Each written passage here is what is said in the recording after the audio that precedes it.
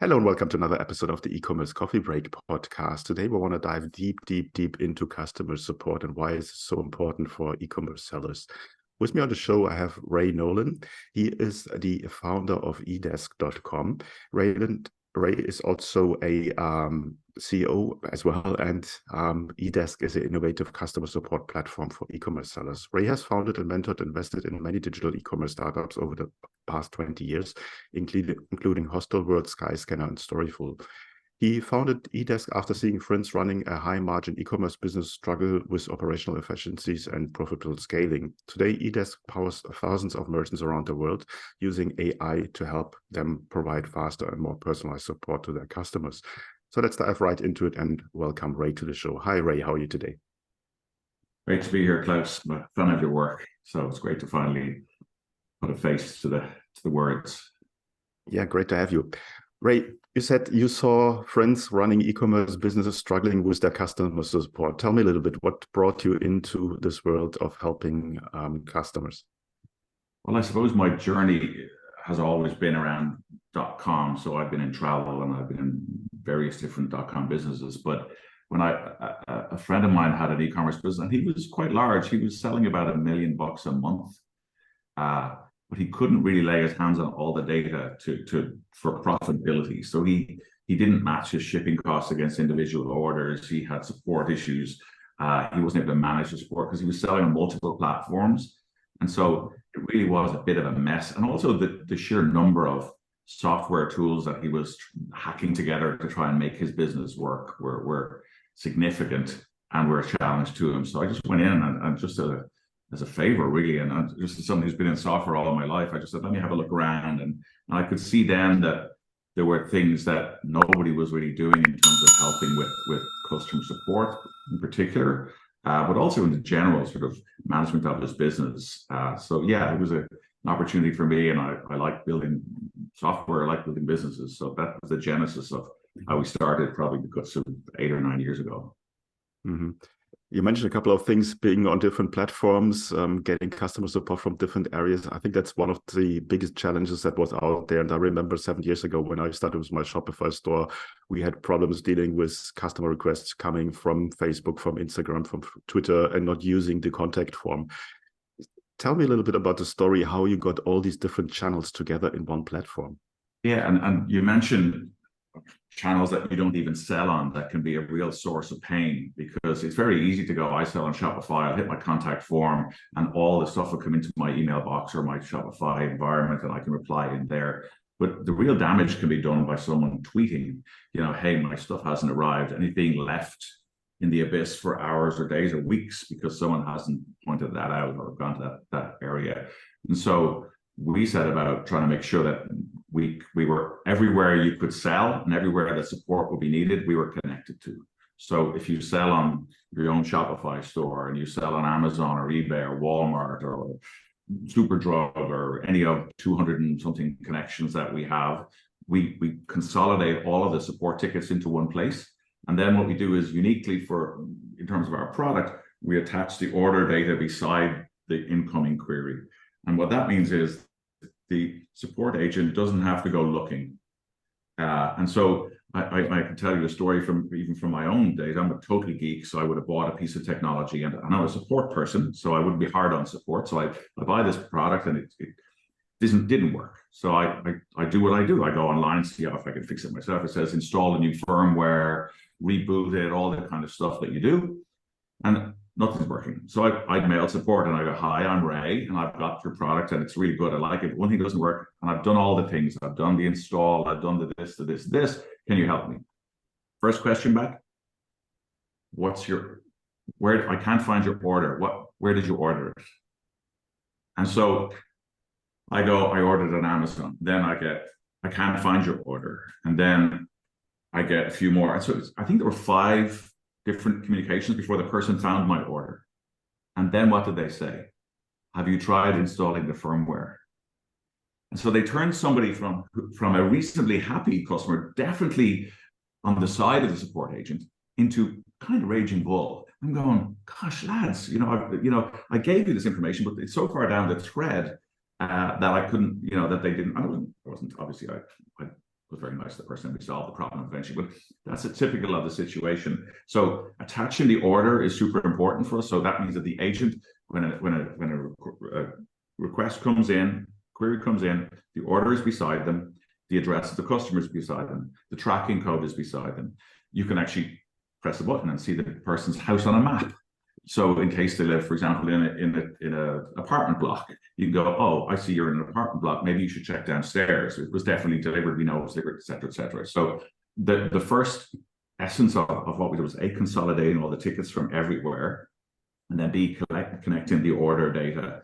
And that just means when you think of that consolidation problem or solution in our case, that means you don't have to have someone who's the Twitter expert or the Shopify expert or the Amazon expert or the eBay expert. All the stuff comes into one place. And so you've got the same team of people solving all the problems. And if it's an individual solving their own problems, then at least they're all in one place. They don't have to keep checking to other places.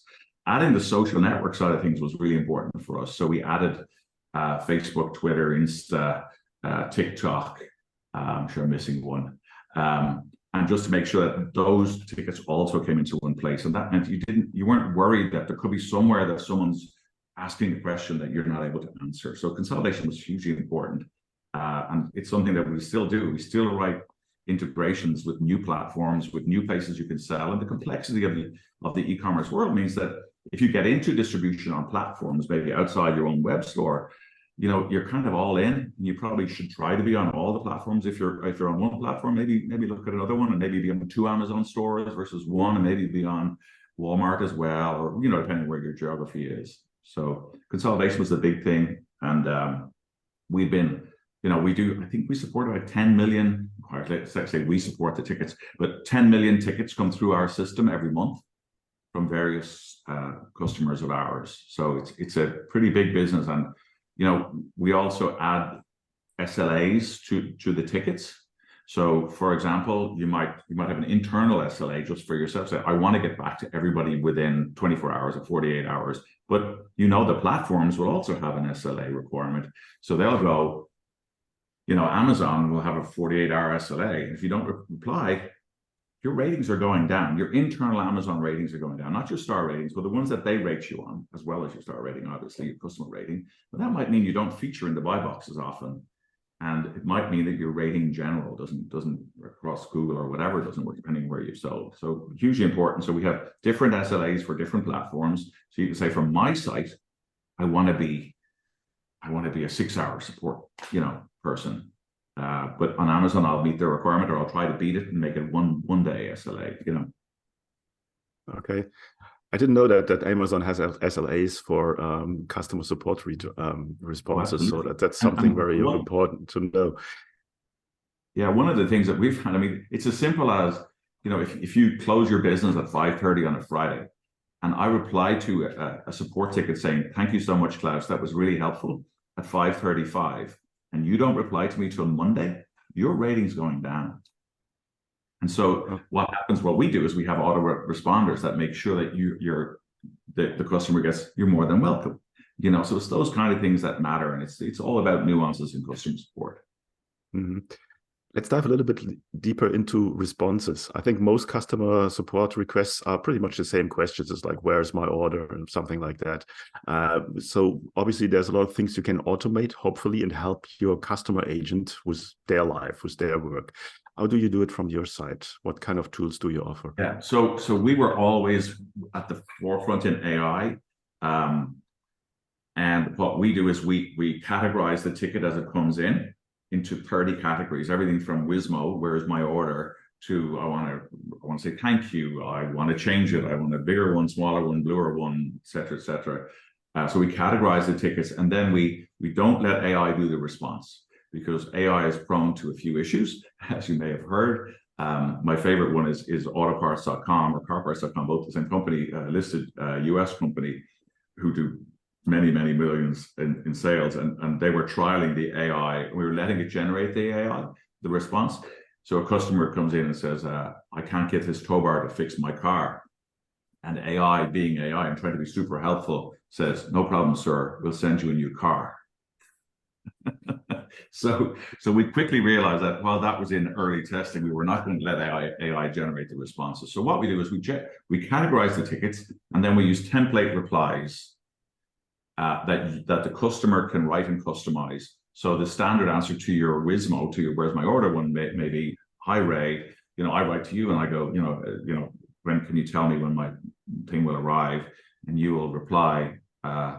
Your template reply will go, "Hi Ray, your order that was placed on Tuesday 25th was shipped on Wednesday 26th. Will arrive with you on Friday, and here's the tracking code. Thank you very much for your consideration," whatever you want to put in there. That's all automated. No user agent, no support agent had to touch that ticket at all. And it generated and included the tracking code, importantly. And then it could be, I bought a load of stationery for my office and I need to claim the expenses. Can you send me an invoice that I can submit? And our system will interpret that, create the PDF invoice, attach it to the reply, and send it back to the customer. All, again, without the input from a support agent. What we're really trying to do is take the drudgery out of support and make it so that what I call domain-specific support is in the realm of the seller. So domain-specific is this shirt going to run in the wash? Why did it run in the wash? Not where is it, or can I change it, or that's logistics. Frontline at first level support, if you like. I can see a world where in time, that's all the sellers will do is domain-specific support, and AI will do most of the rest of it, which is what we're about, really. And it just means that the agents tend to be happier because it's less tedious on them to support, and because they've got all the tickets from everywhere in one place, and they stay longer. I mean, this is also a HR issue. The people in support don't tend to stay as long. And so if you can make tools that make their life easier, they go, "Wow, this is a better place to be." And so, they stay longer, their onboarding costs aren't as high, and so on. I think it's a very important point that you made there, because it's a people business, and customer support agent can be quite boring if you're doing the repetitive tasks. Also, I think being a customer support agent can be a profit part of your business. So if you dive into the part of live chat, obviously you can generate potentially more profit for your business.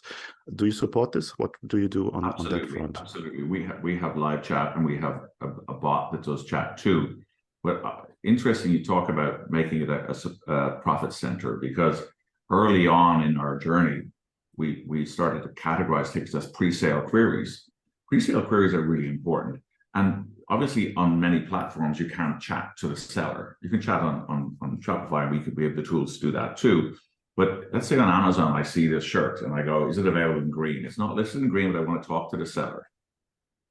Realistically, pre-sale query, you probably have an hour to get an answer back. Otherwise, I'm going to go to somebody else and ask. So we categorize and we move pre-sale queries to a different section, so they could possibly go to someone who they're like higher priority maybe, or they're going to Mary or John or Ray, who's a better seller, who's going to engage with the customer better and say, "Yes, I have it, and here's the link to buy it," and all this kind of stuff. So pre-sale queries are a huge part of the way we handle support. And I think it's something it's missed in certain areas, and really lots of the software that's out there, both it be within the platform, be a platform like Amazon, etc., or even within your email box, it's very hard to go, well, which is the important stuff, which is the opportunity. People with general support queries are probably okay to wait an hour or two, but people with pre-sale, they're not waiting. They're just going to go somewhere else.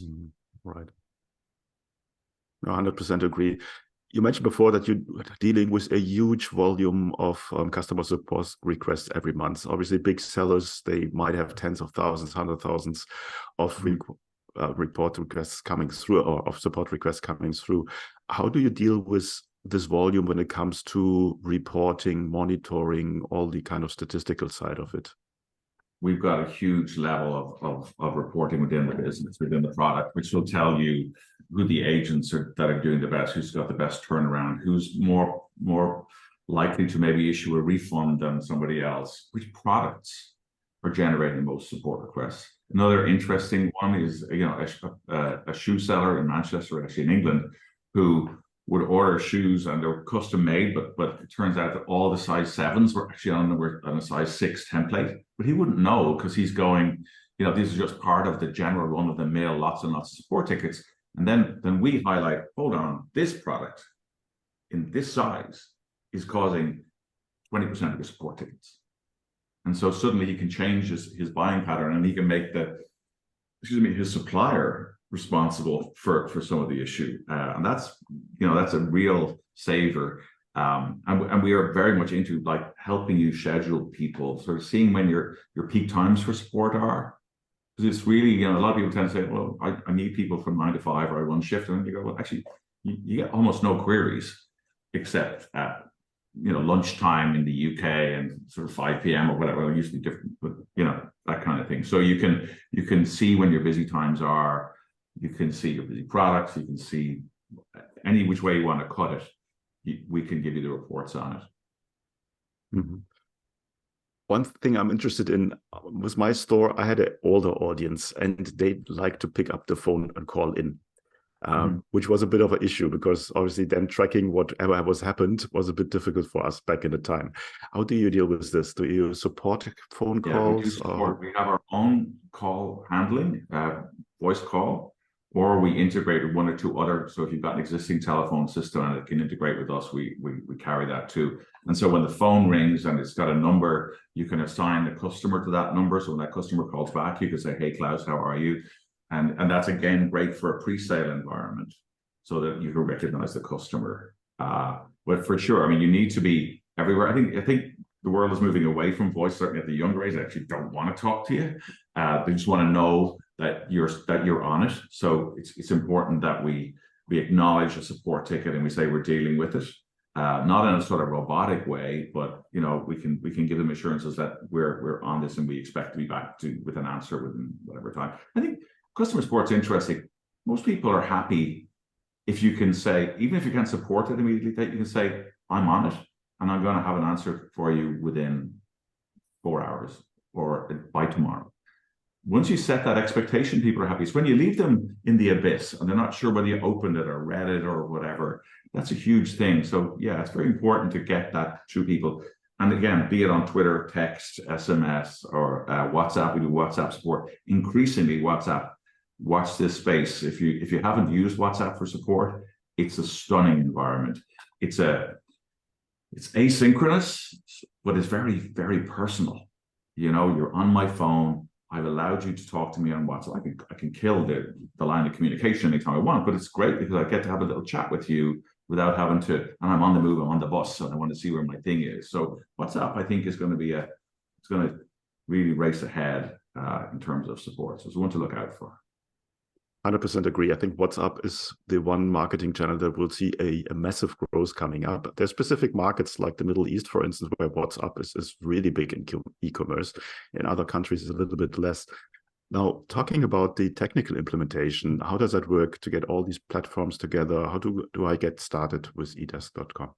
Yeah, so basically, we have a free trial people tend to sign up for. With Shopify, we've got a special environment that is for Shopify entrepreneurs, which is sort of a cheaper product. It's this full system, but you can start really small. And then if you do integrate with another channel, you can add them in. But basically, you just hit a connect and you enter your Shopify password and connect the 2 bits together. We don't keep your password like that, but you allow us access to your order and your support data, and then it's all there in one place. And then you can add new channels as you see fit, as you expand or as you want to move to include all of your support environment. Okay, very straightforward. What kind is the onboarding time? How long does it take to get started with it? I think if it was Shopify only, I think you could say 5 minutes or less. It really is a case of your password to thing. We direct you into Shopify on the right page. You onboard there. It's 2 or 3 clicks and you're good. And then you'll see within our system the future tickets will appear in our environment. By the way, they also appear in your old environment. So the fear shouldn't be there. So you can say, well, I want to see how this looks, but does that mean I have to cut off my existing way I support? No, they're just replicated into our environment. And then when you're ready to actually use ours to send, you stop sending on this and you start sending with this. Okay, totally risk-free. Tell me a little bit about the pricing structure. How does that work? Well, we price on tickets or users. Mostly people go for tickets now because it scales with them. So if you go to edesk.com/Shopify, you'll see the Shopify program, and it has I'll just give you the actual prices here. It has an entry point of 35 euros a month for 300 tickets. And then it goes up to 141 euros a month for 2,000 tickets. So the ratio I would think of, I mean, it depends on the industry, it depends what you're selling. Obviously, if you're selling, memory cards for cameras, the support is probably zilch because there's not much can go wrong. It's clothing anymore. But typically, we would sort of think of 10 for every 10 orders in most businesses, you're going to get a support ticket. So if you buy the 300 ticket program for 35 euros, it typically suits someone who's doing 3,000 orders a month. And so you can go after that. But the great thing is it scales. So it kind of grows with you. So it doesn't tend to be a breaker. I think also with pricing, and I'm saying this because I talked to my own sales guys about it. If you're looking at support tools, don't think about it as necessarily, they're all in the same price point. Okay, that's what it is, right? But you've got to think of how efficient is this one versus the other. This is not about somebody saying mine's 35, his is 34. If my 35 means you have 2 support agents and his 34 means you have 3, that's a whole payroll you have that you didn't have because you had our product. So we're very much about making sure that you can get the max efficiency by using the AI, for example, to just make sure a lot of the humdrum stuff gets done, and then you get. And the beauty of it is the support that really matters is that domain specific support. The other stuff, people get the answers and they get what they wanted, but the domain specific one wins you customers. And that's the one where I get the personal response. And I said, we also have it in green if you want to buy that one. Here's the link to buy it in green. And so it's getting that the best out of your support team, and best out of, if it's one individual, then so be it. That's great too. Yeah, no, 100% agree on that one. The customer support is so important. I used to work in hospitality business, and that's basically customer support, pure, 100%, nothing else. And if you make a customer happy, they will come back, and that obviously increases your customer lifetime value. Before we come to the end of the coffee break today, is there anything that you want to share with the listeners that we haven't covered yet? I think there's one last thing, I guess, is translation and internationalization is a key topic. A lot of sellers are reluctant to sell outside their core market. So I speak German really well, but I want to sell in France, or do I want to sell in Spain or the UK? And I can get by and so on, but really, am I going to have to hire a Hebrew-speaking support agent, or am I going to have to hire a Chinese person? Our AI and our AI in general, the unsaid thing is its translation is spectacular. And so we have agents now, we have companies now who are supporting in China in English with not English-speaking agents. So the ticket comes in English and it says, hey, where's my stuff? It gets translated to Chinese by our software. The Chinese agent responds to it in Chinese, in kanji, different characters, that the whole lot. And when the customer receives it back, it's in English again. And so you now don't have all of the pain of like dipping your toe in the water in a different marketplace, or even supporting in Spanish if you're in the US. You can go, great, I can take your Spanish query. I don't have to have necessarily a Spanish speaker beside me to do the support. My English-speaking support agents can do that. And that's a huge saving. And the translation is, I mean, you'll have all seen Google Translate, and we all sort of lived with it. It was okay. This is perfect. So there's no sense of, this is robotic when it comes back on the far side. You should try it.